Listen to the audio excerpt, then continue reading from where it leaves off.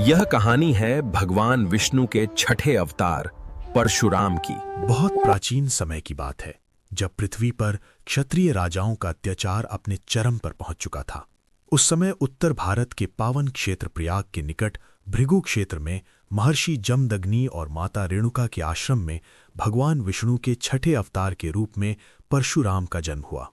बचपन से ही परशुराम असाधारण तेज, तप और संयम से युक्त थे, लेकिन उनके जीवन की दिशा उस दिन बदल गई जब अहंकार में चूर सहस्त्रबाहु अर्जुन अर्थात कार्तवीर्य अर्जुन ने महर्षि जमदग्नि की आश्रम पर आक्रमण कर कामधेनु गाय को बलपूर्वक छीन लिया और बाद में बदले की भावना से प्रेरित होकर उनके पिता की निर्मम हत्या कर दी।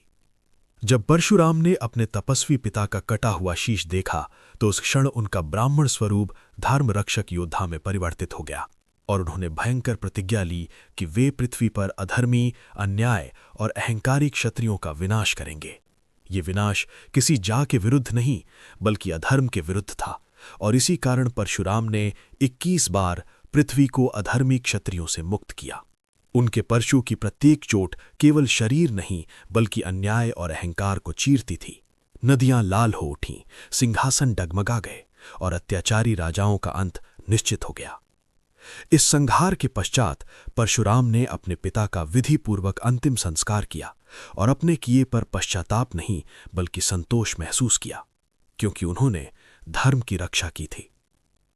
किंतु यही कथा समाप्त नहीं होती, क्योंकि यही परशुराम आगे चलकर महाभारत के महान योद्धा भीष्म, द्रोणाचार्य और कर्ण के गुरु बने और त्रेता युग में भगवान श्री राम से साक्षात भेंट कर उन्होंने अपने दिव्य धनुष को श्री राम को सौंप दिया, ये स्वीकार करते हुए कि अब धर्म की मशाल दूसरे अवतार के हाथों में सुरक्षित है।